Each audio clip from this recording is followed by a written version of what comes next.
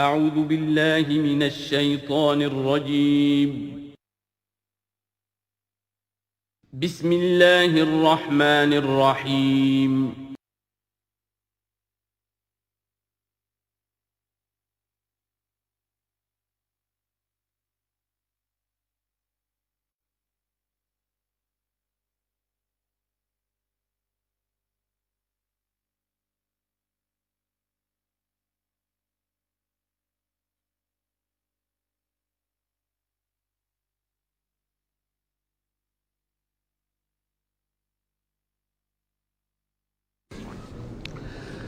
اعوذ باللہ من الشیطان الرجیم بسم اللہ الرحمن الرحیم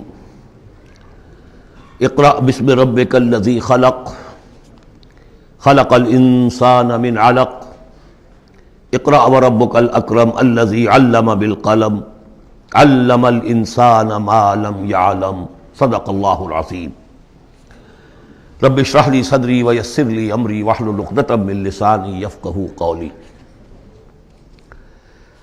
اس سے پہلے کئی مرتبہ یہ عرض کیا جا چکا ہے کہ حضور پر جو پہلی وحی آئی تقریباً اجماع ہے اس پر کہ وہ یہ 5 آیات ہیں سورہ علق کی۔ آپ کی عمر شریف جب 40 برس کے لگ بھگ ہوئی، حضرت عائشہ صدیقہ رضی اللہ تعالی عنہا کی ایک روایت میں یہ ساری چیزیں موجود ہیں، تو خلوت گزرنی محبوب ہو گئی، غور و فکر کا غلبہ ہو گیا۔ پھر آپ غار حرا میں جا کر کئی راتیں کئی دن قیام فرما ہوتے تھے، اور شارحین حدیث کا اس پر اجماع ہے کہ وہاں آپ کیا کرتے تھے؟ کان صفت و تعبدہ فی غار حرا تفکر والاعتبار، غور و فکر، سوچ بچار۔ اسی میں پھر ایک دن فرشتہ آیا ہے۔ فرشتے کا آنا اور فرشتہ کیا لے کر آیا جس پر کہ اس نے یہ کہا اقرا، پڑھو، وہ ذرا بات ہے کہ جو ذرا پیچیدہ ہے، سمجھنے کی ہے، وہ میں عرض کروں گا آپ سے۔ روایت یہ ہے کہ فرشتے نے کہا اقرا، تو حضور نے فرمایا ما انا بقاری۔ فرشتے نے اپنے ساتھ بھیچا لگا کر سینے کے ساتھ، پھر چھوڑ دیا، کہا کہو اقرا۔ حضور نے پھر کہا میں ما انا بقاری۔ تیسری مرتبہ پھر کیا، 3 مرتبہ کرنے کے بعد پھر یہ اقرا بسم ربک الذی خلق۔ تو اس میں میرے نزدیک وہ روایت صحیح ہے کہ یہ جو پہلی وحی آئی ہے یہ ما بین النوم والیقظہ، جبکہ آپ نیم بیداری اور نیم خوابیدگی کی کیفیت میں تھے، اور فرشتہ اس وقت ایک تختی پر لکھی ہوئی یہ آیات لے کر آیا تھا۔ ورنہ ظاہر بات ہے کہ آدمی پڑھا ہوا نہ ہو تب بھی اسی کی اپنی زبان میں کہا جا رہا ہو کہ یوں کہو، تو وہ تو کہنا مشکل نہیں تھا۔ 40 برس کی عمر تھی آپ کی، کوئی آپ بچے تو نہیں تھے، کوئی شے تھی کہ جس کو پڑھنا تھا۔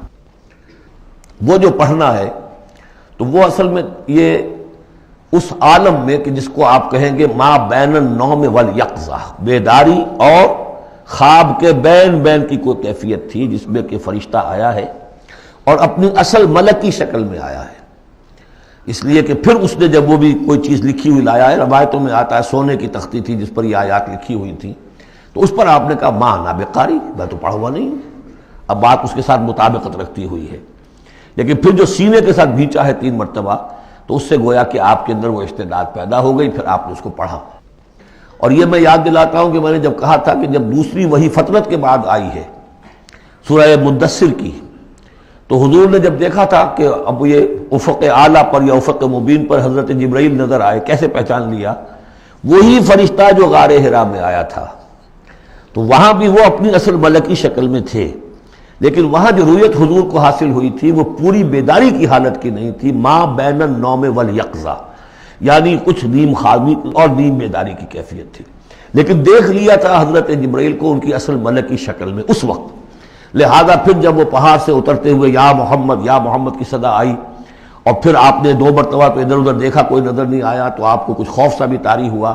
پھر اچانک نگاہ اٹھی تو دیکھا کہ وہی فرشتہ کہ وہی کہ جو غار حرا میں آیا تھا، اس طرح ہے کہ آسمان زمین کے مابین افق پر، اور اس طرح سے ہے کہ پورا افق بھر گیا۔ تو یہ ہے اس کا پس منظر۔ اقرا بسم ربک الذی خلق، پڑھو اپنے اس رب کے نام سے جس نے پیدا کیا۔ خلق الانسان من علق، انسان کو پیدا کیا اس نے اس جون کی طرح کی چیز سے کہ جو رحم مادر میں چمٹ گئی تھی۔ اقرا وربک الاکرم، پڑھو اور تمہارا رب بہت کریم ہے، بہت کریم ہے، بہت مہربان ہے۔ الذی علم بالقلم، جس نے کہ تعلیم دی ہے قلم کے ساتھ. عام انسانی تعلیم قلم کے ذریعے سے ہے، حضور کے لیے قلم کے درجے میں فرشتہ ہے، فرشتے کے ذریعے سے حضور کو سکھایا گیا ہے. علم الانسان ما لم یعلم، اور انسان کو سکھایا ہے جو کچھ کہ وہ نہیں جانتا تھا. اس وحی سے آپ کی نبوت کا ظہور ہو گیا. نبی تو پیدائشی طور پر نبی ہوتا ہے، لیکن اس کا ظہور ہوا ہے اس وحی کے ساتھ. البتہ اس میں کوئی تبلیغ کا حکم نہیں ہے، وہ تو پھر جب وہ وحی آئی ہے، جب کہ فرشتے کو دیکھا ہے افق اعلیٰ پر، افق مبین پر، اس کے بعد جب گھر گئے ہیں اور پھر آپ کمبل اوڑھ کر لیٹ گئے ہیں، دہشت کی کیفیت طاری تھی، پھر وہ سورہ مدثر کی آیات نازل ہوئیں، یا ایھا المدثر قم فانذر وربک فکبر. وہاں سے پھر آپ کی رسالت کا آغاز ہوا کہ اے لحاف میں لپٹ کر لیٹنے والے، اب کھڑے ہو جاؤ، انذار کرو، خبردار کرو لوگوں کو، اور اپنے رب کی کبریائی کا اعلان کرو اور اس کی کبریائی کے نفاذ کی جد و جہد کرو. یہ ہم پڑھ چکے ہیں سورہ مدثر میں. اس کے بعد میں نے عرض کیا تھا سورہ مدثر ہی میں 7 آیتوں میں حضور سے خطاب کے بعد پھر 3 آیتیں تھیں. فَإِذَا نُقِرَ فِي النَّاقُورِ فَذَلِكَ يَوْمَئِذٍ يَوْمٌ عَسِيرٌ عَلَى الْكَافِرِينَ غَيْرُ يَسِيرٌ. یہاں پھر دیکھیے، یہاں اب 3 آیتیں آ رہی ہیں، یہ آخرت کا فلسفہ بیان کر رہی ہیں. کَلَّا إِنَّ الْإِنسَانَ لَيَطْغَىٰ، کوئی نہیں، انسان طغیانی پر، سرکشی پر، زیادتی پر، ظلم پر، تعدی پر آمادہ ہو ہی جاتا ہے. کیوں ہو جاتا ہے؟ وہی حساس اور ذہین آدمی جو بیٹھا غور کر رہا ہے کہ یہ کیا ہو رہا ہے معاشرے میں، کیوں ظلم ہو رہا ہے، کیوں تعدی ہو رہی ہے، کیوں غلط روی لوگوں نے اختیار کی ہے. ہو جاتا ہے انسان. کیوں ہو جاتا ہے؟ الراہ استغنا، وہ اپنے آپ کو دیکھتا ہے کہ اس پر پکڑ کوئی نہیں. انگارہ زبان پر رکھوں گا تو جل جائے گی، جھوٹ بولوں گا کچھ بھی نہیں ہوگا، اگر میں کہیں زہر کھاؤں گا مر جاؤں گا، حرام کا مال کھاؤں گا کچھ نہیں ہوگا. کہ یہ دنیا جو ہے یہ فزیکل لاز پر چل رہی ہے، یہاں مورل لاز جو ہے آپریٹو نہیں ہے. اخلاقی قوانین ہے تو صحیح موجود، انسان کے نفس میں ہے، یہ اچھائی یہ برائی، لیکن دنیا جو چل رہی ہے اس میں ان اخلاقی قوانین کا کوئی دخل نہیں ہے. وہ صرف فزیکل لاز پر چل رہی ہے. آگ جلا دے گی اور جھوٹ سے کچھ بھی نہیں ہوگا، چھالا بھی نہیں ہوگا. اور آپ نے اگر کہیں پر سنکھیا کھا لیا تو مر جائیں گے، اور آپ حرام خوری جتنی چاہے کرتے جائیں کچھ نہیں ہوگا. یہ جو ہے کہ moral law is not operative, جبکہ فزیکل لا آپریٹو ہے. اس وجہ سے انسان جو ہے سرکشی پر، تعدی پر آمادہ ہو جاتا ہے. اب اس کا علاج کیا ہے؟ ان الی ربک الرجعی، یہ عقیدہ کہ تمہیں اپنے رب کی طرف لوٹ کر جانا ہے، حساب کتاب ہوگا، جواب دہی ہوگی. یہ یقین اگر دل میں بیٹھ جائے تو سیلف سینسر ہو جائے گا اس کے اپنے اندر. کوئی کام ایسا نہ کروں جس کی جواب دہی نہ کر سکوں، جانا ہے. گویا کہ حل جو ہے اس پورے معاملے کا، کسی معاشرے میں اخلاقی زوال آ چکا ہو تو صرف ایک ہے، اور وہ ہے آخرت کا یقین اگر ہوگا کہ ہر چیز کی جواب دہی ہوگی، حساب کتاب ہوگا. جس نے کوئی ذرے کے ہم بدل نیکی کمائی ہوگی وہ اس کو موجود پائے گا، اور ذرے کے ہم وزن بدی کمائی ہوگی. فمن یعمل مثقال ذرۃ خیرا یرہ ومن یعمل مثقال ذرۃ شرا یرہ. جب تک یہ نہیں ہوگا، واقعہ یہ ہے کہ انسان جو ہے ظلم، تعدی، جہاں کہیں بھی ہاتھ پڑ سکتا ہے کوئی نہ کوئی غلط حرکت کرے گا. اب اس کے بعد تیسرا حصہ وہاں تھا ولید بن مغیرہ سے متعلق، اور یہاں تیسرا حصہ جو ہے وہ متعلق ہے ابو جہل کے. ارایت الذی ینہا، کیا تم نے دیکھا اس شخص کو کہ جو روکتا ہے، عبدا اذا صلی، ہمارے ایک بندے کو جبکہ وہ نماز پڑھتا ہے. یہ کچھ ظلم اور زیادتی ہوئی ہے 2 مختلف مراحل پر. 2 واقعات تو ہمیں ایسے ملتے ہیں کہ حضور کو نماز سے روکا گیا اور آپ کو ایذا پہنچائی گئی اور کوئی غیر معمولی واقعہ نہیں ہوا. ایک مرتبہ حضور صلی اللہ علیہ وسلم سجدے میں تھے تو بیٹھے ہوئے تھے دور پہ کچھ وہ ابو جہل اور اس کے ساتھی. انہوں نے کہا کہ کوئی ہے ذرا جو فلاں جگہ پر اونٹ ذبح ہوا، اس کی اوجڑی پڑی ہوئی ہے، وہ اوجڑی لا کے محمد کی گردن پہ رکھ دو جب یہ سجدے میں جائے. تو حضور سجدے میں گئے تو وہ اوجڑی لا کے، اونٹ کی اوجڑی بری ہوئی وہ لا کے رکھ دی. تو آپ سر نہیں اٹھا پا رہے تھے. پھر حضرت فاطمہ کو معلوم ہوا ہے، وہ آئی ہیں دوڑتی ہوئی، پھر انہوں نے وہاں سے اس کو ہٹایا ہے. اور تو اس وقت ایک زیادتی یہ کی گئی، اس وقت کوئی غیر معمولی واقعہ نہیں ہوا، یعنی کہیں اللہ تعالیٰ نے پکڑا نہیں اسے. ایک موقع پر یہ ہے کہ حضور نماز پڑھ رہے تھے تو وہ آیا، اس نے آپ کی گردن کے اندر چادر ڈال کر اس کا ایک پھندا سا بنا کے کھینچا کہ آپ کی آنکھیں ابل پڑی. لیکن تیسرا واقعہ آتا ہے کہ ایک موقع پر حضور صلی اللہ علیہ وسلم نماز پڑھ رہے تھے تو اس نے ڈانٹا اور کہا کہ محمد میں نے تمہیں منع کیا مت نماز یہاں پڑھا کیا کرو. اور وہ پھر آگے بڑھا کوئی اقدام کرنے کے لیے پھر پیچھے ہٹ گیا. لوگوں نے کہا کیا ہوا؟ تو کہا کہ مجھے اپنے اور محمد کے درمیان ایک کھائی نظر آئی جس میں کوئی پروں والی مخلوق تھی اور وہ میری تکہ بوٹی کرنے کو تیار تھی. اس سے خوف کھا کر وہ پیچھے ہٹ گیا. تو مجھے جہاں تک محسوس ہوتا ہے وہ یہ ہے کہ جب تک تو حضور کو ابو طالب کی پروٹیکشن حاصل تھی اس وقت تک کا معاملہ تو پہلے دو واقعات ہیں. لیکن پھر جب آپ آئے ہیں اور طائف سے واپس آئے ہیں اور اللہ تعالیٰ کی طرف سے خصوصی پروٹیکشن آپ کو ملی ہے، اس کے بعد کا واقعہ وہ ہے کہ جس کا کہ یہاں تذکرہ ہو رہا ہے. ارأیت الذی ینہا، کیا تم نے دیکھا اس شخص کو جو روکتا ہے عبدن ہمارے ایک بندے کو، اذا صلی جبکہ وہ نماز پڑھتا ہے. ارأیت ان کان علی الہدی، کیا تم نے غور کیا اگر وہ شخص ہوتا ہدایت پر، یہی ابو جہل ہدایت کے راستے پر کاربند ہوتا. او ہمارا بالتقوی، یہ ہمت والا آدمی ہے، جرت والا آدمی ہے، بخیل نہیں تھا. اس نے یہی کہا تھا کہ بنی ہاشم نے اگر لوگوں کو غریبوں کو کھانے کھلائے ہم نے ان سے بڑھ کر کھلائے، ابھی تک تو ہم کندھے سے کندھا ملا کر آ رہے. وہ بخیل نہیں تھا، پھر جری تھا، بہادر تھا، میدان جنگ میں گیا ہے، لیڈ کیا ہے لشکر کو اپنے. اور جب گردن کاٹنے لگے تھے تو کہتا تھا نیچے سے کاٹنا تاکہ نیزے کے اوپر چڑھاؤ گے تو معلوم ہو کہ اونچی گردن ہے کسی سردار کی گردن ہے. تو یہ چیزیں اس کے اندر تھیں، مرد میدان تھا. لیکن یہ ہے کہ وہ جو صدق بالحسنی والے معاملے پہ آ کے مار کھا گئے. لیکن یہ کہ اگر یہی شخص ایمان لے آیا ہوتا، ہدایت پر ہوتا، تقویٰ کی تعلیم دیتا، تو آپ سمجھیے پھر کیا ہوتا. گویا کہ ایک اور عمر فاروق مل گیا ہوتا اس امت کو. بالکل ان کی شخصیتوں کے اندر بڑا پیرلل انداز ہے. حضرت عمر بھی لڑنے بھڑنے والے آدمی، کشتیاں کرنے والے آدمی، ادھر سے جا رہے ہیں اس کو دھکا دے رہے ہیں، اس مزاج کے آدمی تھے. لیکن یہ کہ بہرحال ان میں وہ چیز موجود تھی کہ بخل نہیں اور بزدلی نہیں. ان دو چیزوں کے بعد جو ہے پھر یہ کہ تصدیق بالحسنی کے لیے اللہ تعالیٰ نے ایک راستہ کھول دیا ان کے لیے، تو ان کے وہ عمر فاروق بن گئے. اس لیے کہ دعا کی تھی محمد رسول اللہ نے. ارأیت ان کذب وتولی، کیا تم نے سوچا کہ اس نے جو جھٹلایا ہے اور منہ موڑ لیا ہے، الم یعلم بان اللہ یری، کیا یہ جانتا نہیں کہ اللہ دیکھ رہا ہے. کلا لئن لم ینتہ، ہرگز نہیں اگر یہ باز نہ آیا، لنصفا بالناصیہ، ہم گھسیٹیں گے اس کی چوٹی کے بال پکڑ کر. ناصیۃ کاذبۃ خاطئہ، یہ پیشانی کہ جو خطا کار ہے، جھوٹی ہے.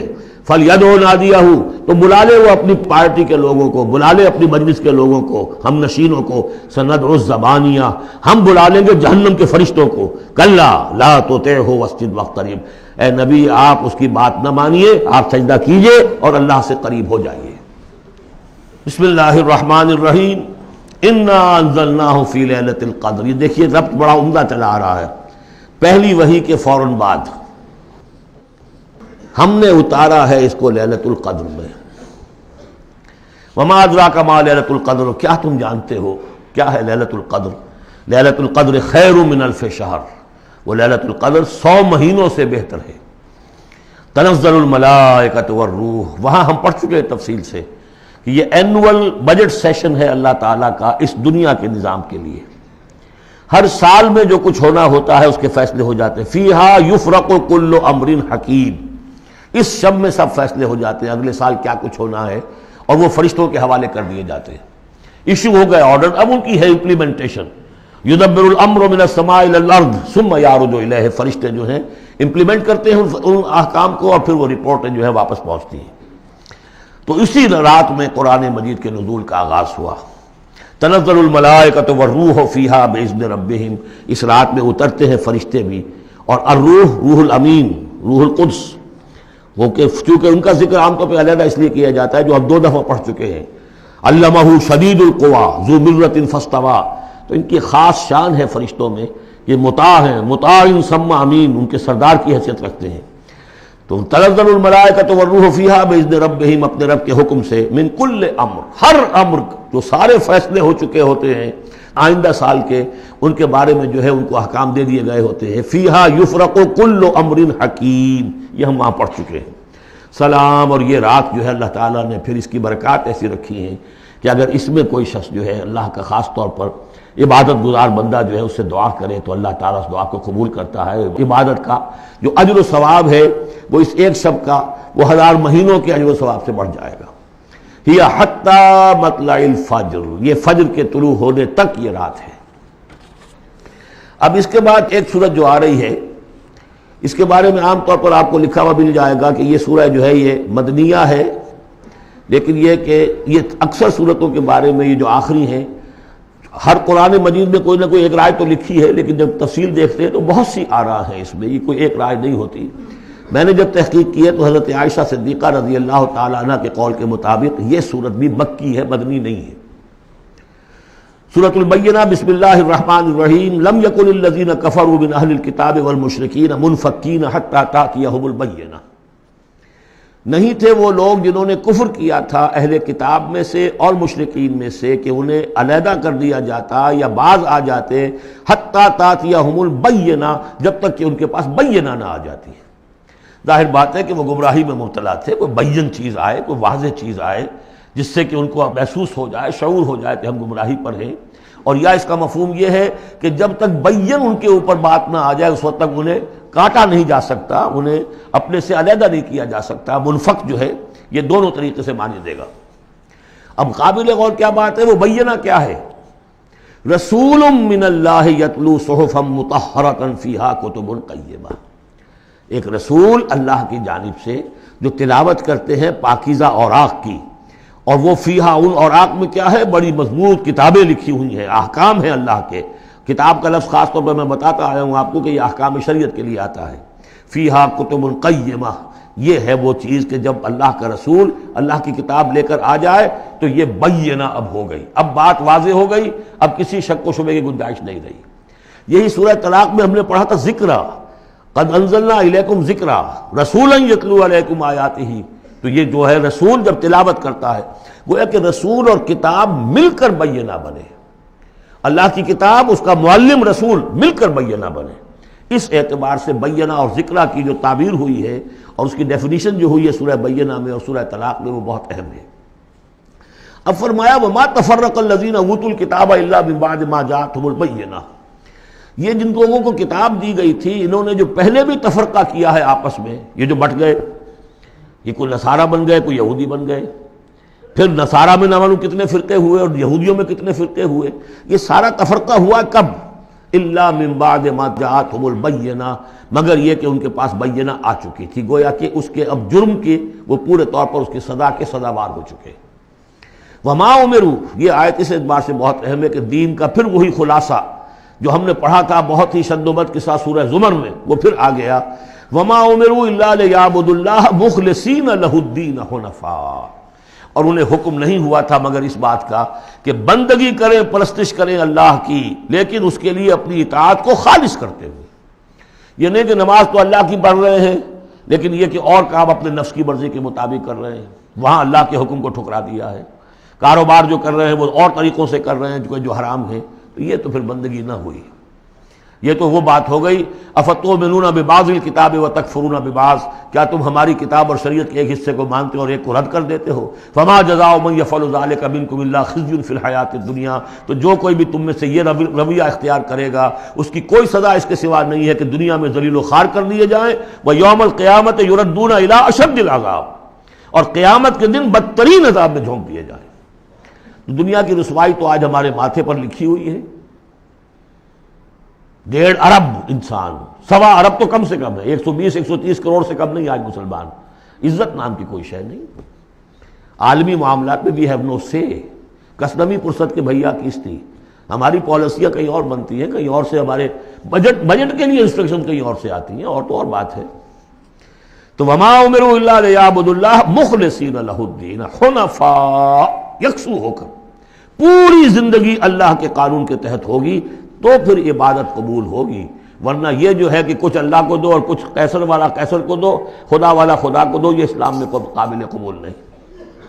اب اس کے بعد فرمایا وَيُقِيمُ الصَّلَاةَ وَيُؤْتُ الزَّكَاةَ، اس کے علاوہ وہ نماز قائم کریں، زکوٰۃ ادا کریں۔ بندگی اور شے ہو گئی، نماز اور زکوٰۃ علیحدہ شے ہو گئی۔ بندگی تو اطاعت ہے، زندگی آمد برائے بندگی، زندگی بے بندگی شرمندگی۔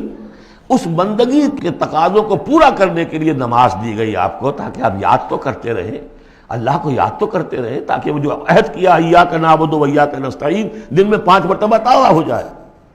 اس کو حفیظ نے کہا ہے کہ سرکشی نے کر دیے دھندلے نقوش بندگی، آؤ سجدے میں گریں، لوح جبیں تازہ کریں۔ یہ جو ہے اس کے اوپر دھندلے ہو گئے نقوش بندگی. نماز پڑھو تاکہ بندگی کا نقش پھر اور چمک اٹھے. ایاک نعبد و ایاک نستعین کتنی مرتبہ دہراؤ گے سورہ فاتحہ کو ہر نماز میں تو تم اپنے عہد کو تازہ کر رہے ہو. اور زکوٰۃ دو.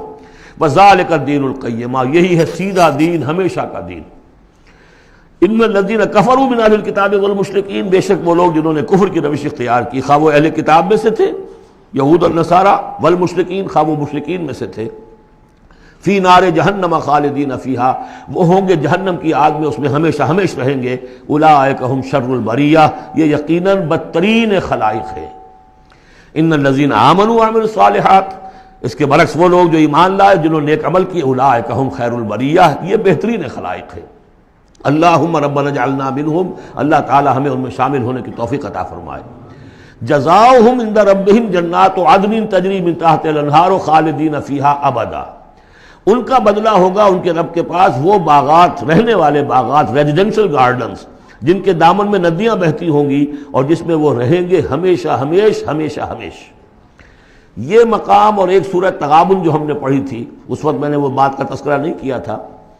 دو مقامات قرآن مجید کے ایسے ہیں جہاں جو سائملٹینیس کنٹراسٹ ہے وہ یہ ہے کہ جہنم کے لیے صرف خالدین فیہا آیا ہے اور جنت کے لیے خالدین فیہا ابدا تو یقیناً کوئی نہ کوئی فرق ہے. ویسے جہنم کے لیے بھی قرآن میں دوسرے مقامات پر ابدا بھی آیا ہے اور پھر سارا کچھ لیکن جہاں کنٹراسٹ آ جائے جو فوری ہو تو یہ جو سائملٹینیس کنٹراسٹ کے حوالے سے چنانچہ اسی بنیاد پر امت کے دو بڑی عظیم شخصیتوں کی رائے یہ ہے کہ جہنم ابدی نہیں ہے ایک وقت میں آ کے کھوکھلی ہو جائے گی ختم ہو جائے گی. یا تو وہ جہنمی وہ ہوں گے کہ جن میں خیر کا سرے سے کوئی ایلیمنٹ ہی نہیں انہیں جلا کر راکھ کر دیا جائے گا معدوم ہو جائیں گے جیسے حیوانات معدوم ہو جائیں گے. اور اگر کوئی خیر کا ایلیمنٹ ہے تو جیسے بھٹی میں چڑھا کر دھو کر کپڑا نکال لیا جاتا ہے ایسے ہی وہ ان کی روح جو ہے وہ نکال لی جائے گی اور وہ پھر جنت میں پہنچ جائیں گے. لیکن یہ عام اہل سنت کا عقیدہ نہیں ہے. لیکن یہ ہے کہ دو افراد ہیں جو بہت عظیم ہیں. ایک تو یہ کہ جو یوں سمجھیے کہ شیخ اکبر کہلاتے ہیں صوفیہ میں بہت چوٹی کی شخصیت محی الدین ابن عربی.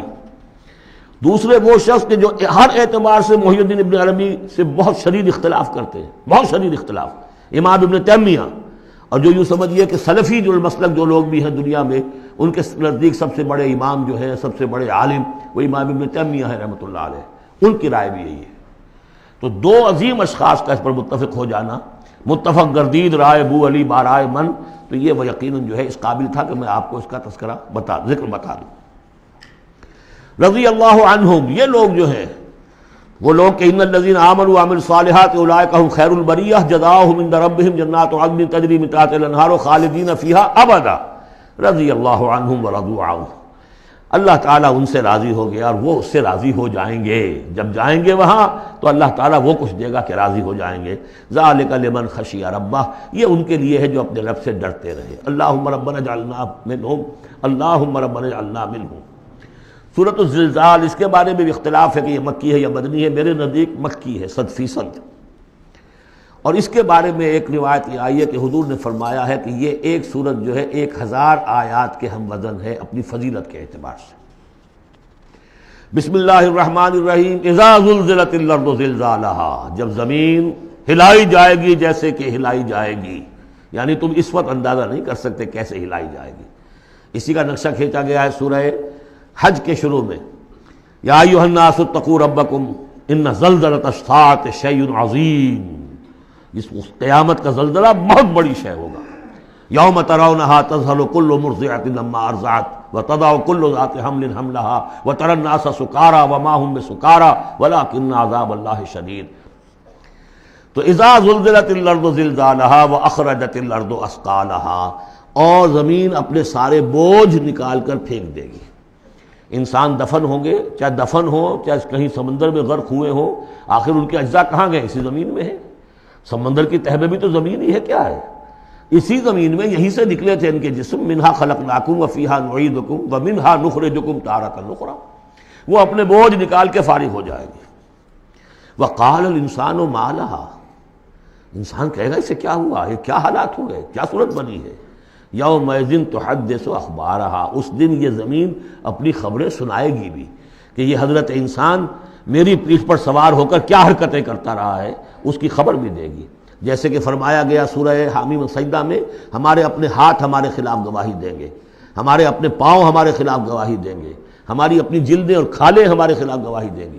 اور ہم کہیں گے گھبرا کر کہ لما شہدتم علینا، تم نے ہمارے خلاف کیوں گواہی دی، تم تو ہمارے عضو ہو. اور وہ کہیں گے انطقنا اللہ الذی انطق کل شیء، آج ہمیں بھی اللہ نے زبان دے دی، اس نے سب کو زبان دی تھی. تو یہ زمین بھی اپنے احوال سنائے گی. بِأَنَّ رَبَّكَ أَوْحَىٰ لَهَا، یہ اس لیے کہ اس کے رب نے اسے حکم دیا ہوگا، اس کی وحی اسے آ گئی ہوگی. یومئذ یصدر الناس اشتاتا، یہ اشتاتا وہی لفظ آ گیا شتا. ان سعیکم لشتا، تم اگرچہ انسان ہو، سبھی نظر آ رہے ہو انسان، لیکن یہ کہ تمہاری سعی و جہد کے رخ بالکل مختلف ہے. فاما من آتا واتقى وصدق بالحسنى فسنيسره لليسرى واما من بخل واستغنى وكذب بالحسنى فسنيسره للعسرى. یہاں فرمایا وہ چیز اب وہاں ظاہر ہو جائے گی. یومئذ یصدر الناس اشتاتا، لوگ علیحدہ علیحدہ ہو جائیں گے. لیروا اعمالهم، تاکہ انہیں ان کے اعمال دکھا دیے جائیں. یہ اعمال نامہ ہے، کوئی ایک ہی بٹن دبے گا کسی اس بڑے جائنٹ کمپیوٹر کا جو اللہ نے رکھا ہوا ہے اپنے ہاں، وہ آپ کی پوری فلم اور آپ کا ایک ایک لفظ جو ہے موجود ہے. فَمَن يَعْمَلْ مِثْقَالَ ذَرَّةٍ خَيْرًا يَرَهُ، تو جس کسی نے ذرے کے ہم وزن بھی کوئی نیکی کمائی ہوگی وہ اسے اپنے سامنے موجود پائے گا. وَمَن يَعْمَلْ مِثْقَالَ ذَرَّةٍ شَرًّا يَرَهُ، اور جس کسی نے نیکی بدی کی ہوگی ذرے کے ہم وزن وہ سامنے. اب ذرہ کسے کہتے تھے عربی زبان میں؟ آپ نے شاید کبھی دیکھا ہو کہ یہ چونٹیاں ہوتی ہیں، ان چونٹیوں کے بھی انڈے ہوتے ہیں، ان انڈوں سے جو بچہ نکلتا ہے وہ ذر کہلاتا ہے. اب ظاہر بات ہے کہ ہر زبان کے اندر کسی شے کے لیے، چھوٹی چیز حقیر چیز کے لیے ان کی اپنے آبزرویشن سے وہ چیز لی جاتی ہے. جیسے میں نے آپ فتیلہ، کہ کھجور کی ناف میں جو لگا ہوا ہوتا ہے چھوٹا سا ایک تاگا سا، وہ فتیلہ ہے. نقیرہ وہ کیا ہے؟ تل. تو جو چیزیں بھی ان کے یہاں تھی مطلب چھوٹا، ذرے سے مراد ہے کہ سب سے چھوٹی شے. فَمَن يَعْمَلْ مِثْقَالَ ذَرَّةٍ شَرًّا يَرَهُ، اس کا نقشہ ہم دیکھ چکے ہیں سورہ کہف میں. جب وہ اعمال نامہ رکھا جائے گا، وَوُضِعَ الْكِتَابُ فَتَرَى الْمُجْرِمِينَ مُشْفِقِينَ مِمَّا فِيهِ وَيَقُولُونَ يَا وَيْلَتَنَا مَا لِهَذَا الْكِتَابِ لَا يُغَادِرُ صَغِيرَةً وَلَا كَبِيرَةً إِلَّا أَحْصَاهَا وَوَجَدُوا مَا عَمِلُوا حَاضِرًا، جو کیا ہوگا موجود ہوگا. یہ چار صورتیں جو زلزال سے شروع ہوئی ہیں یہ ایک مزاج کی ہیں. اس میں وہی آخرت کا انذار بہت ہی یعنی بالکل جس کو کہا جائے کہ یعنی دو ٹوک انداز میں. سورۃ العادیات بسم اللہ الرحمن الرحیم والعادیات ضبحا فالموریات قدحا فالمغیرات صبحا فاثرن به نقعا فوسطن به جمعا. یہ پانچویں اور آخری صورت ہے اس اسلوب کی جو صافات سے شروع ہوا تھا. والصافات صفا فالزاجرات زجرا، پھر آئی والذاریات ذروا، اور پھر اس کے بعد آئی والمرسلات عرفا، پھر آئی والنازعات غرقا، اور یہ آخری ہے والعادیات ضبحا. اور ان قسموں کے بارے میں بھی اجماع ہے، ان کے معنی میں کوئی اختلاف نہیں ہے. وہ گھوڑے کے جو دوڑتے ہیں ہانپتے ہوئے، قسم ہے ان گھوڑوں کی، یا گواہ ہیں وہ گھوڑے جو دوڑتے ہیں ہانپتے ہوئے. فالموریات قدحا، پھر وہ اپنے سموں سے چنگاریاں نکال رہے ہوتے ہیں. جب وہ کسی پتھر کے ساتھ ٹکراتے ہیں تو چنگاری نکلتی ہے. فالموریات قدحا فالمغیرات صبحا، اور پھر وہ الصبح in the small hours of the morning جا کر غارت گری کرتے ہیں. یہ عربوں کا جو کلچر تھا، ان کی جو تہذیب تھی، لوٹ مار، اور لوٹ مار کے لیے ان کا وقت مقرر تھا small hours of the morning, جبکہ بہت سکون سے لوگ سوئے ہوئے ہیں، ٹھنڈی ٹھنڈی ہوا چل رہی ہوتی ہے، بہت ہی مریض کو ساری رات بھی اگر نیند نہ آئی ہو تو اس وقت آ جاتی ہے. وہ وقت ایسا ہوتا ہے. اس میں جاتے تھے وہ برق رفتاری کے ساتھ گھوڑوں پر جا کر لوٹ مار کیا، قتل کیا، اور پھر بھاگے وہاں سے. یہ ان کا عام جو ہے کلچر ہے. لیکن اس میں استعمال کون ہو رہا ہے؟ گھوڑا. اچھا یہ گھوڑا جو ہے پھر ان کی جنگوں میں بھی استعمال ہوتا تھا، جبکہ آمنے سامنے جنگیں ہیں، وہ جنگوں کے اندر جاتا تھا، حالانکہ اس کی تو کسی سے لڑائی نہیں ہے، وہ صرف اپنے مالک کی وفاداری کر رہا ہے، جو اسے کچھ کھلا دیتا ہے، کوئی دانہ ڈالتا ہے، کوئی کبھی اس کے جو ہے وہ مالش کر دیتا ہے، اس کا اتنا وفادار ہے کہ فرمایا فالمغیرات صبحا فاثرن به نقعا، اور پھر جا کر وہ گرد اٹھاتا ہوا دوڑ کر جاتا ہے فوسطن به جمعا، اور جمعیت کے اندر گھس جاتا ہے. آپ کو معلوم پچھلی زمانوں میں کیا ہوتا تھا؟ لے کر نیزہ اور یا کوئی اور شے جو ہے وہ سوار گھوڑے کو لے کر دوڑا ہے، کس میں؟ دشمن کے اندر صفوں میں گھس رہا ہے، اور تیر آ رہا ہے، گھوڑا مر رہا ہے، ہوتا ہے، تلوار لگی ہے، گھوڑا مر گیا ہے. تو تو گھوڑا یہ رزق کیوں لے رہا ہے؟ یہ ہے اصل میں اس صورت کی جو اصل مرکزی بات ہے، محض یہ بات، انسان جو اس کا مالک ہے اس کا خالق نہیں ہے، صرف یہ ہے کہ اسے دانہ ڈالتا ہے، اسے گھر پہ باندھتا ہے، اس کی سیوا کرتا ہے۔ اس صرف دانہ دینے اور سیوا کرنے پر اس کے اندر اتنی وفاداری ہے کہ وہ اپنے مالک کی ذرا سی ایڑ کی تھوڑی سی اس کا اشارہ ہوتا ہے اور ہوا کی طرح بات کرتا ہے، جہاں اس کو حکم ہوتا ہے وہ دوڑتا ہے، اپنی جان جوکھم میں ڈالتا ہے۔ اب فرمایا ان الانسان لربہ لکنود، لیکن یہ انسان اپنے رب کا بڑا ناشکرا ہے۔ وہ جو کھلاتا ہے، پلاتا ہے، رزق دیتا ہے، جو خالق ہے، یہ وفاداری اللہ کے لیے انسان میں نہیں۔ کتے کی وفاداریاں دیکھو، گھوڑوں کی وفاداریاں دیکھو، ان میں کتنی وفاداری ہوتی ہے۔ والعادیات ضبحا فالموریات قدحا فالمغیرات صبحا فاثرن بہ نقعا فوسطن بہ جمعا ان الانسان لربہ لکنود۔ کنٹراسٹ، ایک اس کا طرز عمل ہے، ایک اس انسان کا طرز عمل ہے۔ وَإِنَّهُ عَلَىٰ ذَلِكَ لَشَهِيدٌ بَلِ الْإِنسَانُ عَلَىٰ نَفْسِهِ بَصِيرًا، سورہ قیامہ میں جو ہم نے پڑھا ہے اسے خود بھی معلوم ہے کہ میں ناشکری کر رہا ہوں۔ وَإِنَّهُ لِحُبِّ الْخَيْرِ لَشَدِيدٌ، لیکن یہ مال اور دولت کی محبت میں بہت شدید ہو جاتا ہے، مال اور محبت کی دولت کی وجہ سے حرام حلال کی تمیز ہٹا دیتا ہے، حالانکہ اس کا نفس ملامت کرتا ہے۔ لا اقسم بیوم القیامہ ولا اقسم بالنفس اللوامہ، وہ اللہ تعالیٰ کی نشانیوں میں سے ایک نشانی ہے انسان کے اپنے اندر۔ افلا یعلم اذا بعثر ما فی القبور، تو کیا اسے یہ معلوم نہیں ہے کہ جب زمین میں جو کچھ ہے، قبروں میں جو کچھ ہے، تلپٹ کر دیا جائے گا، انہیں نکال لیا جائے گا۔ وحصل ما فی الصدور، اور جو کچھ ان کی سینوں میں چھپا ہوا ہے وہ بھی نکال لیا جائے گا۔ ان ربہم بہم یومئذ لخبیر، یقیناً اس دن ان کا رب ان سے پوری ان کی باتیں جو ہیں ان سے باخبر ہوگا، ان کی خبر لے لے گا اور ان سے حساب کتاب لے لے گا۔ اللہم ربنا حاسبنا حسابا یسیرا، ان صورتوں کے آخر میں یہ دعا، اللہ تعالی ہم سے آسان حساب لیجو۔ سورۃ القارعہ، یہ وہ انداز ہے الحاقہ مالحاقہ والا۔ بسم اللہ الرحمن الرحیم۔ القارعہ مالقارعہ وما ادراک مالقارعہ، وہ کھڑکھڑانے والی، وہ کیا ہے وہ کھڑکھڑانے والی؟ قرع کہتے ہیں دروازے پر آ کر زور سے کوئی مکے مار رہا ہے دروازہ کھلوانے کے لیے، کسی نے سنا نہیں ہے مار رہا ہے، قرع یہ ہے۔ القارعہ، جب وہ آئے گی قیامت تو گویا کہ اس پوری دنیا کو کھڑکھڑائے گی۔ مالقارعہ وما ادراک مالقارعہ یوم یکون الناس کالفراش المبثوث، جس دن انسان ایسے ہوں گے جیسے پتنگے ہوتے ہیں بکھرے ہوئے۔ وتکون الجبال کالعہن المنفوش، اور پہاڑ ایسے ہو جائیں گے جیسے روئی یا اون ہو دھنکی ہوئی۔ فاما من ثقلت موازینہ، تو پھر جن لوگوں کے نیکیوں کے پلڑے بھاری ہوں گے۔ اصل میں دو شکلیں ہیں میزان کی، ایک میزان ہوتی ہے ترازو جس کے دو پلڑے ہیں، ایک ہے سپرنگ بیلنس، وہ ایک ہی پلڑا ہے اس کے اندر، تو وہ تو اس کے اندر جو بھی سپرنگ ہے وہ بتاتا ہے کہ یہ اس کا وزن کتنا ہے۔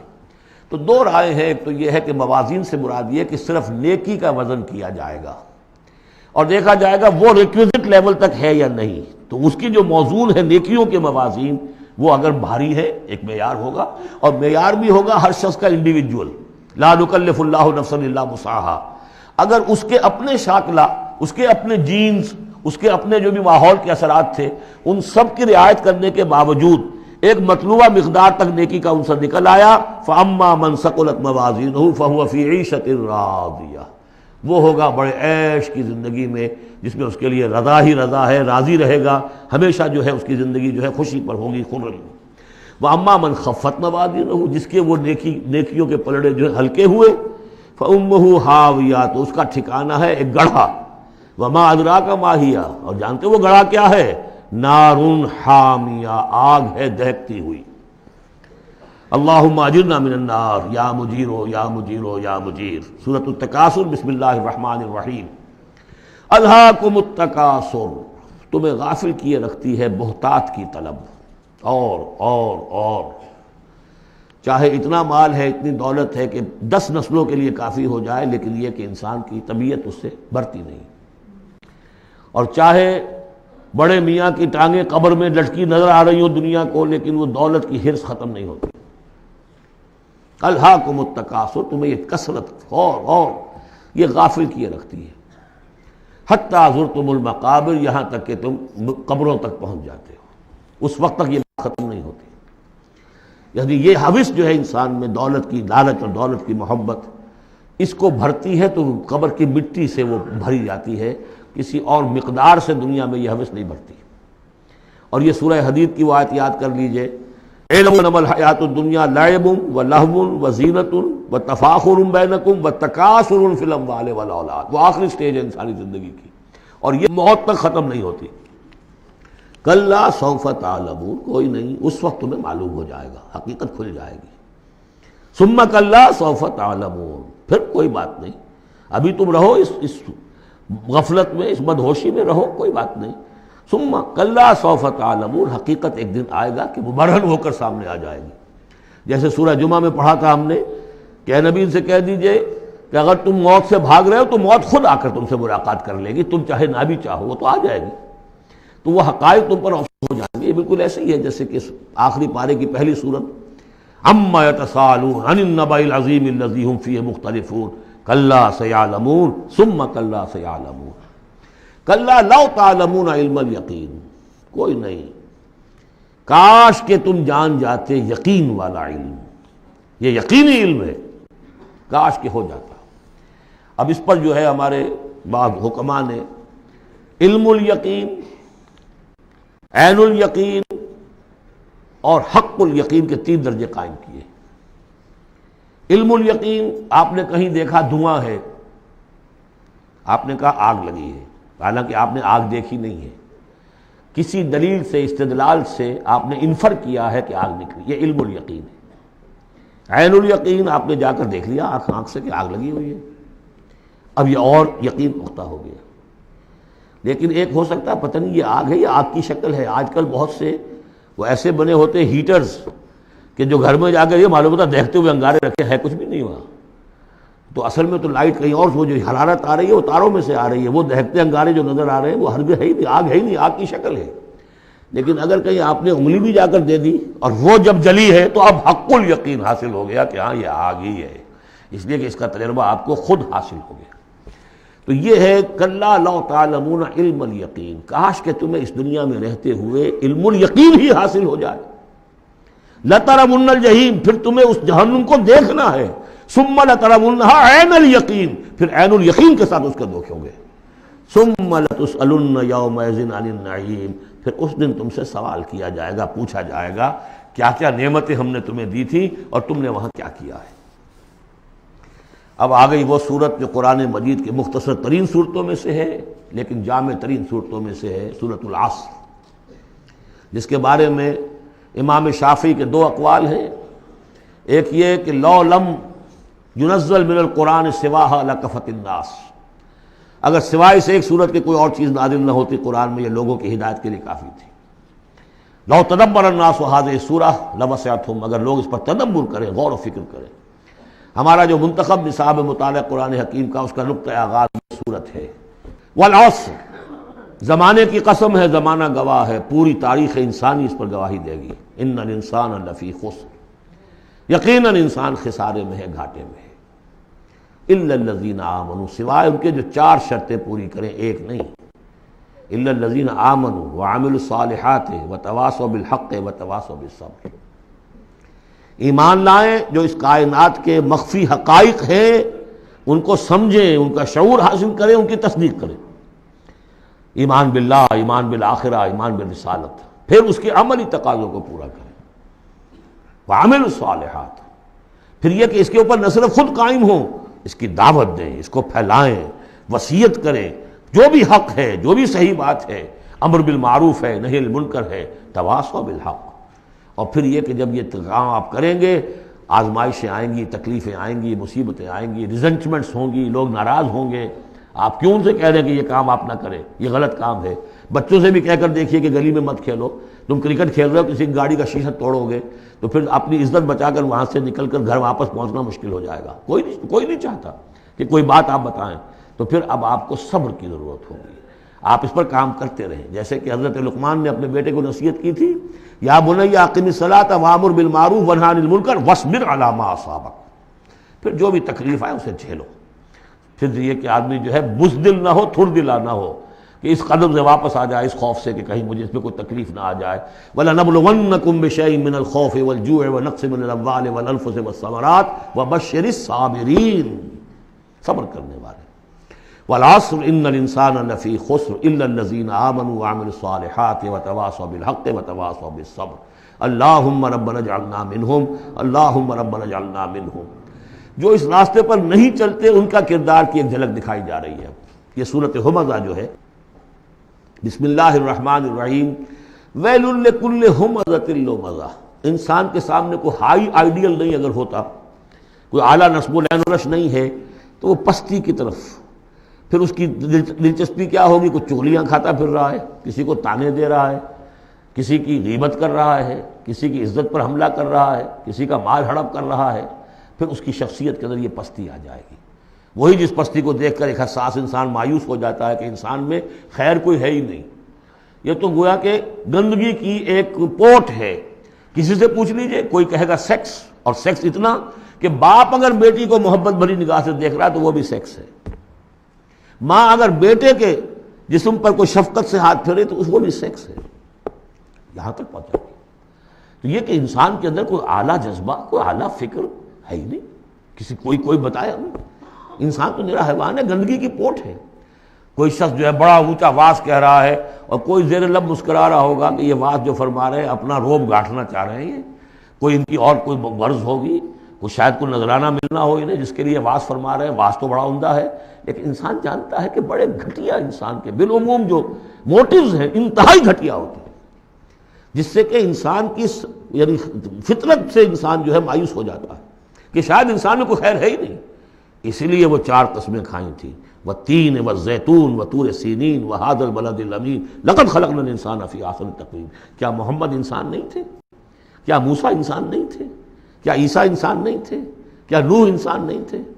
انسانی عظمت کے اوپر اتنی بڑی بڑی گواہیاں موجود ہیں، لیکن جب پستی پر آتا ہے تو واقع ہے کہ اس سے پست کوئی نہیں۔ پھر اسفل سافلین، جتنا کینہ انسان میں پیدا ہو جاتا ہے اونٹ کے اندر نہیں ہے، جتنی شہوت انسان میں پیدا ہو جاتی ہے سور میں نہیں ہے اتنی۔ یہ ساری چیزیں جو ہیں، نقالی جتنی انسان کرتا ہے اتنا آپ کسی بندر میں نہیں دیکھیں گے نقالی کرتے ہوئے، اور جتنا یوں سمجھیے کہ انسان کے اندر خونخواری پیدا ہو جاتی ہے، بھیڑیوں کو مار دے جاتا ہے انسان۔ جو کچھ ہوتا ہے جب نیشنلزم کا بھوت سوار ہوتا ہے سر پر، بچوں کو، چھوٹے چھوٹے بچوں کو اچھال کر بلموں میں اور نیزوں کے اندر کون پروتے رہے؟ انسان پروتے رہے۔ سن 47 میں پروئے گئے کہ نہیں؟ وہ انسان تھے، بھیڑیے سے زیادہ، کوئی بھیڑیا ایسا کام نہیں کرے گا۔ ویل لکل ہمزۃ لمزہ، بڑی خرابی ہے اس شخص کے لیے کہ جو عیب چنتا رہتا ہے لوگوں کے اور تانے دیتا رہتا ہے۔ الذی جمع مالا وعددہ، جس کی ساری سعی و جہد اسی میں رہی، مال کمایا اور اسے گنتا رہا، اب میرے ایسٹس اتنے ہو گئے، آج کی بیلنس شیٹ اس سال کی جو ہے اس میں یہ اضافے ہو گئے۔ یحسب ان مالہ اخلدہ، کچھ گمان یہ کرتا ہے شاید کہ اس کا مال اسے ہمیشہ باقی رکھے گا۔ ظاہر بات ہے آدمی جانتا ہے مجھے مرنا ہے، لیکن اسی مال کو صرف کر کے وہ کوئی ایسے نشانات دنیا میں چھوڑ کے جانا چاہتا ہے کہ جس سے اس کا نام زندہ رہے۔ پیرامڈز کیوں بنائے گئے؟ calm and self-possessed, still and resolute. The pyramids، یہ اہرام مصر اتنے اونچے اونچے، ہزارہا انسان اس پہ لگے رہے ہوں گے تب یہ بنے ہوں گے، کتنی بڑی بڑی چٹانیں، کتنے لوگ ان کے نیچے دب کر مرے ہوں گے۔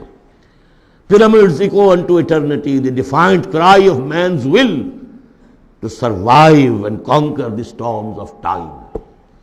تو مال سے انسان نے اپنے نام کو زندہ رکھنے کی کوشش کی ہے۔ کلا، ہرگز نہیں، لَيُنبَذَنَّ فِي الْحُطَمَةِ، یہ جھونک دیا جائے گا حطمہ میں۔ وَمَا أَدْرَاكَ مَا الْحُطَمَةُ، اور تم جانتے ہو کہ وہ کیا ہے؟ حطمہ کیا ہے؟ نار اللہ الموقدہ، وہ آگ ہے سلگائی ہوئی، التی تطلع علی الافئدہ، جو دلوں کے اوپر بھڑکے گی۔ اب یہ آگ کون سی ہوگی؟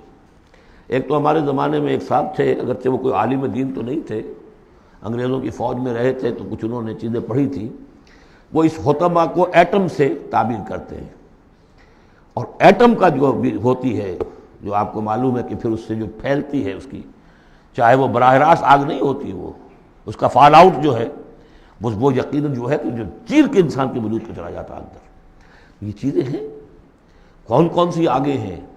آپ سمجھیے ایک آگ تو وہ ہے لکڑی سے ہم نے جلائی ہے، وہ جلاتی ہے تو اس کو جلاتی ہے. ایک آگ وہ ہے جو انفرا ریڈ ریز ہے، الٹرا وائلٹ ریز ہے، یا کوئی اور ریز ہے. یہ کھال کو کچھ نہیں کہتی، اندر جا کے جس آپ جسم کے جس حصے کو چاہتے ہیں اسے حرارت پہنچاتی ہے. وہ آگ جو ہے نار اللہ الموقدہ التی تطلع علی الافئدہ، دلوں پر جا کر وہ روشن ہوگی. انہا علیہم موصدہ، پھر وہ ان پر بند کر دی جائے گی تاکہ ساری حرارت انہی کے اوپر رہے. فی عمد ممددہ، بڑے اونچے اونچے لمبے ستونوں میں. اب جو 10 صورتیں رہ گئی ہیں ان میں سے اکثر کا تعلق سیرت النبی سے ہے صلی اللہ علیہ وسلم. اور اس میں سب سے پہلے جو ہے عرب کا وہ جو ماحول اس وقت کا تھا جس میں اپنے حضور پیدا ہوئے ہیں، آپ کی ولادت باسعادت ہوئی ہے، اور اس کے کچھ واقعات کی طرف اور ان کا جو معاشی اس وقت کا معاملہ تھا خاص طور پر قریش کا، اس کی طرف اشارہ ہے.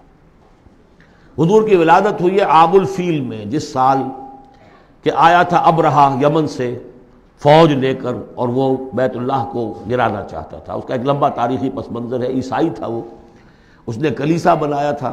وہ چاہتا تھا جیسے لوگ جو ہے آتے ہیں بیت اللہ میں حج کرنے کے لیے ہجوم ہوتا ہے، ایسے ہی یہاں کلیسا میں آئے. وہاں کوئی آیا نہیں، بلکہ کوئی عرب نے جا کر شرارت بھی کی، وہیں جا کر وہ رفع حاجت کرایا اندر. اس پر جو غصہ اسے چڑھا، اس نے کہا کہ اب ان کا جو ہے یہ بیت اللہ میں ڈھاؤں گا. وہ فوج لے کر آیا ہے جس میں ہاتھی بھی تھے، اسی لیے وہ اصحاب الفیل کہلاتے ہیں.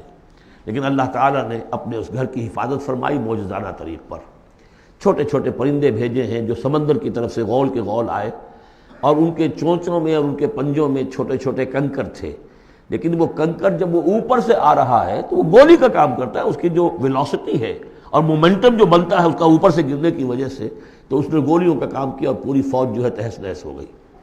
الم تر کیف فعل ربک باصحاب الفیل، کیا تم نے دیکھا نہیں کیا حشر کیا تمہارے رب نے ان ہاتھی والوں کا. الم یجعل کیدہم فی تضلیل، کیا اس نے ان کی تمام تدبیروں کو اور جو داؤ انہوں نے لگایا تھا بیکار اور غیر مؤثر نہیں کر دیا. وارسل علیہم طیرا ابابیل، اور ان پر بھیج دیے جھنڈ کے جھنڈ اڑتے ہوئے جانوروں کے، پرندوں کے.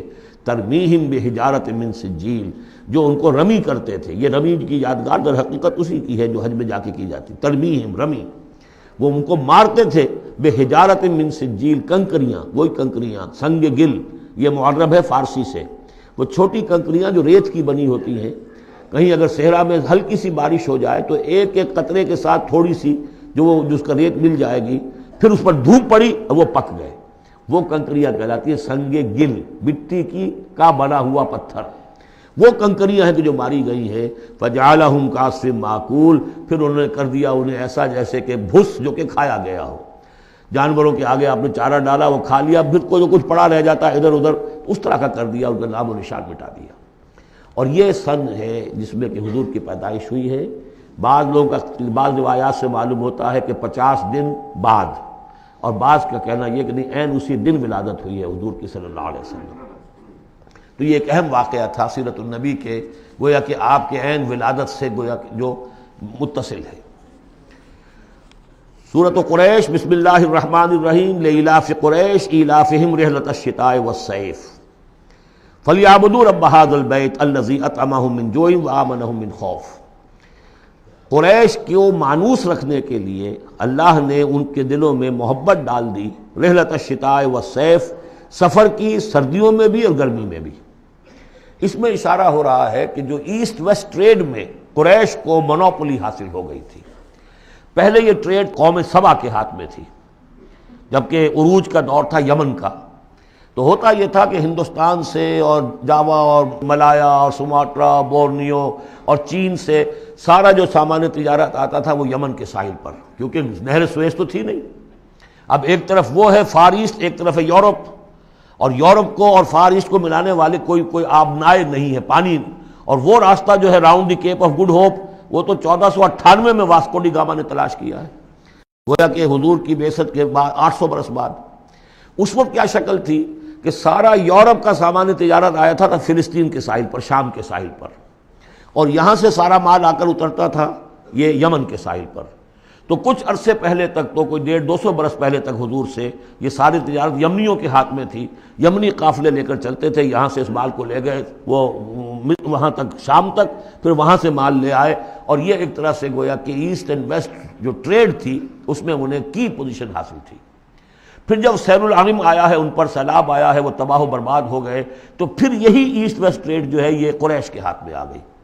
اور ان کو خاص طور پر پروٹیکشن یہ حاصل تھی کہ چونکہ یہ خانہ کعبہ کے متولی تھے اور وہاں تمام قبیلوں کے بت رکھے ہوئے تھے, گویا کہ سب کے خدا ہاسٹیج تھے ان کے پاس, لہذا ان کے قافلے پر کوئی حملہ نہیں کر سکتا تھا, کسی اور کا قافلہ بچ کے جا نہیں سکتا.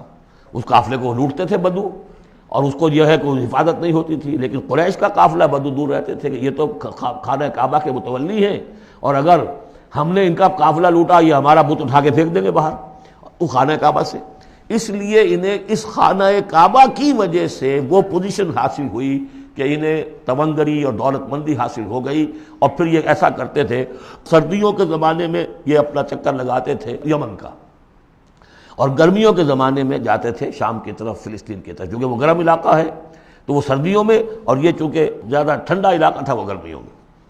لإلاف قریش, اس واسطے کے مانوس رکھا قریش کو, الافہم رحلۃ الشتاء والصیف, ان کے دلوں میں وہ الاف سے مراد کیا ہے کہ سفر جو ہے ان کا جاڑے کا اور گرمی کا, اس سے ان کو گویا کہ مانوس کر دیا.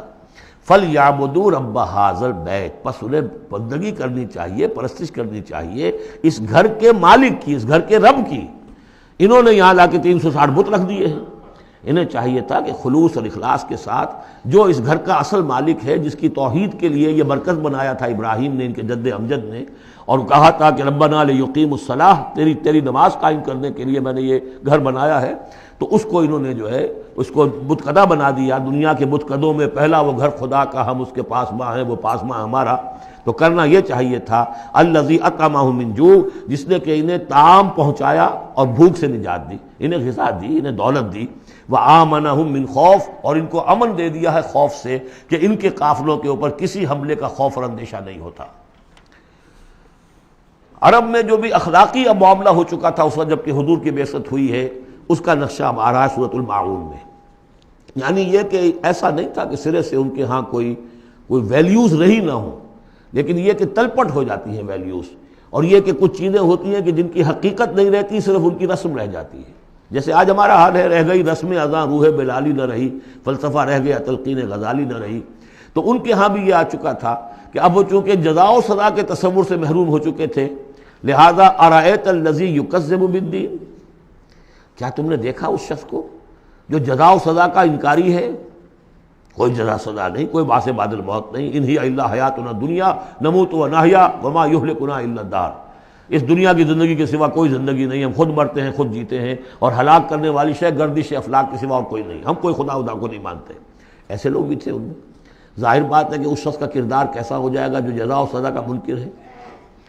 وہ تو یہی ہوگا بابر بیش کوش کہ عالم دوبارہ نہیں است, جب کوئی اور زندگی دوبارہ ہے ہی نہیں, یہی زندگی ہے, کھاؤ پیو عیش کرو, جہاں ہاتھ پڑ سکتا ہو ڈالو, جو چیز حاصل کر سکتے ہو کر لو. کیوں جھجک رہے ہو کہ یہ برا ہے اور یہ اچھا ہے اور یہ جائز ہے اور یہ ناجائز ہے؟ پھر تو طریقہ یہی ہوگا. تو وہ کردار کیا بنتا ہے اگر جزا و سزا کا انکاری ہوگا انسان, تو کردار کیا بنے گا؟ فَذَلِكَ الَّذِي يَدُعُّ الْيَتِيمَ, وہی ہے کہ جو یتیم کو دھکے دیتا ہے. کیوں کھلائے یتیم کو, کون سا فائدہ ہے اسے اس سے؟ وَلَا يَحُضُّ عَلَىٰ طَعَامِ الْمِسْكِينِ, اور کسی مسکین کو کھانا کھلانا خود تو درکنار, کسی اور کو بھی اس کے لیے کوئی تلقین کرنے کو تیار نہیں. اس لیے کہ اندیشہ یہ ہے کہ میں اسے تلقین کروں گا تو پلٹ کر مجھ سے نہ کہے کہ تم کیوں نہیں کھلاتے. فَوَيْلٌ لِّلْمُصَلِّينَ, ان کے ہاں نماز تو ہے, نماز کا حلیہ انہوں نے بگاڑ دیا ہے. وہ سورہ انفال میں ہم پڑھ چکے ہیں, سیٹیاں بجاتے تھے, تالیاں بجاتے تھے, لیکن وہ نماز سمجھتے تھے اسے. وہ طواف کرتے تھے خانہ کعبہ کا, اور اس میں سب سے اونچا طواف سمجھتے تھے اس کو کہ مادر ذات برہنہ ہو کر طواف کیا جائے. یہ سارے تکلفات ختم کر کے, اور بالکل جیسے دنیا میں آئے تھے, اللہ نے جب ہمیں بھیجا تھا تو اللہ کے گھر میں آئیں تو اسی طریقے سے آئیں جیسا کہ اللہ نے دنیا میں ہمیں بھیجا. اب ان کے یہ تصورات تھے. فَوَيْلٌ لِّلْمُصَلِّينَ الَّذِينَ هُمْ عَنْ صَلَاتِهِمْ سَاهُونَ, تو تباہی ہے, ہلاکت ہے, بربادی ہے ان نماز پڑھنے والوں کے لیے جو اپنی نمازوں سے غافل ہیں. اس کی روح ختم ہو چکی ہے, شکلیں بھی بدل دی گئی ہیں. ہمارے ہاں اللہ کا شکر ہے اس امت میں شکل نہیں بدلی ہے. صلو کما رأیتمونی اصلی, اللہ کا فضل ہے, اس طرح کی بدعات وہاں ہمارے ہاں نہیں ہے. لیکن یہ ہے کہ روح جو ہے، روح نماز، حضور قلب، آدمی نماز پڑھ رہا ہو تو احساس ہو کہ میں کس کے سامنے کھڑا ہوں، اور پھر جو کہہ رہا ہو اس کو سمجھ رہا ہو، اور خلوص و اخلاص سے کہہ رہا ہو ایاک نعبد و ایاک نستعین، پھر اس پر عمل کرتا ہو، وہ کہاں کتنے ہیں؟ ایک رسم ہے، رہ گئی رسم اذاں روح بلالی نہ رہی، فلسفہ رہ گیا تلقین غزالی نہ رہی، نماز و روزہ و قربانی و حج یہ سب باقی ہیں، تو باقی نہیں ہے۔ الذین هم عن صلاتهم ساہون الذین هم یراؤون، اور اگر کوئی نیکی کا کام کرتے ہیں تو دکھاوے کے لیے، تاکہ اس سے کچھ شہرت ملے، بڑا بہت سخی آدمی ہے۔ وَيَمْنَعُونَ الْمَاعُونَ، لیکن ان کی شخصیت کے اندر پستی کا عالم یہاں تک آ گیا ہے کہ عام استعمال کی چیزیں بھی مانگے تانگے نہیں دیتے۔ عرب میں بھی رواج تھا بھئی کہیں سے کسی کے چولہے میں سے کوئی انگاری لے آؤ تاکہ ہم آگ روشن کر لیں، نمک ہے کسی سے مطلوب ہے تو اس کا کوئی جھجک نہیں ہوتی تھی، نمک دے دیا جاتا تھا، لیکن وہ لوگ ان چیزوں میں بھی آ کر شقی ہو جاتا ہے۔ سورۃ الکوثر، اس پس منظر میں محمد الرسول اللہ کا ظہور ہو رہا ہے۔ یہ تین صورتیں جو ہیں اس نے پس منظر رکھا، ایک نے تاریخی، ایک نے ان کا معاشی اور اقتصادی، ایک نے ان کی اخلاقی اور مذہبی حیثیت۔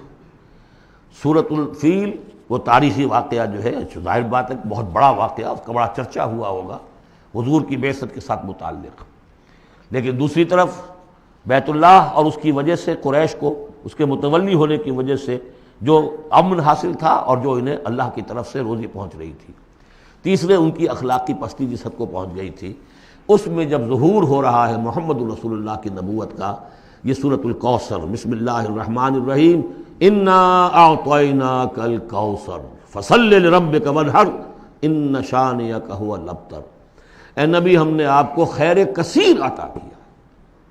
اس خیر کثیر میں یوں تو یہ کہ حوض کوثر وہ بھی اسی میں شامل ہے، لیکن یہ کہ اس پر آپ کو 25-30 قول مل جائیں گے۔ قرآن سب سے بڑا خیر کثیر ہے، بہت بڑا خیر کثیر۔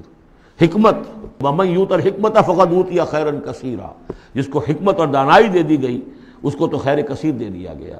تو ہم نے آپ کو وہ سب کچھ عطا کر دیا ہے، اور محتاط کے ساتھ عطا کر دیا ہے، جو انسان کی انسانیت کے لیے، اس کے لیے یوں سمجھیے کہ ترہ امتیاز بن سکتا ہے۔ فصل لربک وانحر، پس اپنے رب کے لیے نماز پڑھا کیجئے اور نحر کیجئے، اونٹ قربان کیا کیجئے۔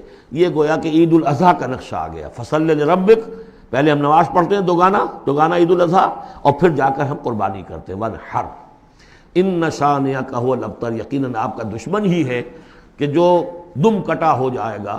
اس کا پس منظر یہ ہے کہ جب حضور کے ایک صاحبزادے بچپنی میں فوت ہو گئے تو کچھ جو کفار تھے مکے کے، انہوں نے بڑی خوشیاں منائیں کہ ایک ہی بیٹا تھا، باقی تو ان کی بیٹیاں ہیں۔ آپ کو معلوم ہے کہ 4 بیٹیاں تھیں حضور کی صلی اللہ علیہ وسلم، لیکن یہ کہ بیٹا جو تھا وہ ایک ہی تھا، وہ اللہ نے اٹھا لیا، تو بڑے خوشیاں منائی گئیں کہ یہ تو اب دم کٹا جیسے ہوتا ہے جس کا کوئی پیچھے نام نہ رہ جائے۔ بیٹیوں سے تو نام چلتا نہیں، نام تو چلتا ہے بیٹوں سے، تو اب ان کا تو کوئی تذکرہ ہی نہیں رہے گا، کوئی بات نہیں، جب تک یہ ہیں آگے کوئی نام لینے والا نہیں۔ تو فرمایا کہ نہیں، ان کو تو کروڑوں بیٹے اللہ عطا کرے گا، کروڑوں اربوں بیٹے عطا کرے گا۔ ہاں اے نبی، آپ کا دشمن ضرور ہے کہ جس کا نام لیوا کوئی نہیں رہے گا۔ یہ جو ہے سورۃ الکافرون، یہ گویا کہ ایک اعلان ہوتا ہے آخری کسی نبی کی طرف سے کہ جب کہ وہ اپنی دعوت پیش کر چکا ہو، اتمام حجت کر چکا ہو، ہر طرح سے بات واضح ہو چکی ہو، اور قوم اس کی نہ مان رہی ہو، تو پھر وہ اعلان براۃ کرتا ہے، اب میرا تم سے کوئی تعلق نہیں۔ قل یا ایھا الکافرون لا اعبد ما تعبدون، کہہ دیجئے اے نبی، اے کافروں۔ یہ انداز کبھی بھی داعیانہ نہیں ہوتا، داعی کا انداز ہوتا ہے یا ایھا الناس، اے لوگوں، اے خدا کے بندو، یا ایھا الکافر، یہ ہے گویا کہ اعلان برات اس وقت جب کہ اب وہ سیپریشن ہو رہی ہے۔ آپ دیکھیں گے لکم دینکم ولی دین، ٹھیک ہے، تم نے جو تھا اپنے لیے چن لیا، اب تمہیں مبارک ہو، میرا دین وہ ہے جس پر میں قائم ہوں۔ تو گویا کہ اب تمہارے درمیان ڈائلاگ بھی ختم ہے۔ قل یا ایھا الکافرون لا اعبد ما تعبدون، میں ہرگز پوجنے والا نہیں اس کو جنہیں تم پوجتے ہو، ولا انتم عابدون ما اعبد، نہ تم پوجنے والے اس کو جسے میں پوجتا ہوں۔ اس میں نفی ہو رہی ہے۔ وہ کہتے تھے ہم تو اللہ کو بھی پوجتے ہیں، ہاں اس کے ساتھ کچھ اور چیزوں کو بھی پوجتے ہیں، لیکن اللہ کا پوجنا اگر کسی شرک کے ساتھ ہے تو وہ نفی ہے اس کی بالکل۔ ولا انتم عابدون ما اعبد، کوئی تمہارا اپنا تصور کا اللہ ہوگا، کوئی خدا جو تم نے بنا رکھا جسے پوج رہے ہو، میں جسے پوج رہا ہوں اسے تم نہیں پوج رہے۔ ولا انا عابد ما عبدتم، اور نہ ہی میں ہمیشہ آئندہ بھی کبھی بھی پوجنے والا ہوں اس کا جس کی بندگی تم کر رہے ہو، ولا انتم عابدون ما اعبد، نہ تم پوجنے والے ہو اس کی جس کو میں پوج رہا ہوں، لکم دینکم ولی دین، اب میرے اور تمہارے راستے علیحدہ ہو گئے، تمہارے لیے تمہارا دین، جو طریقہ تم نے اختیار کیا ٹھیک ہے، تمہیں مبارک ہو، میرے لیے میرا دین ہے۔ بارک اللہ لی ولکم فی القرآن العظیم ونفعنی وإیاکم بالآیات والذکر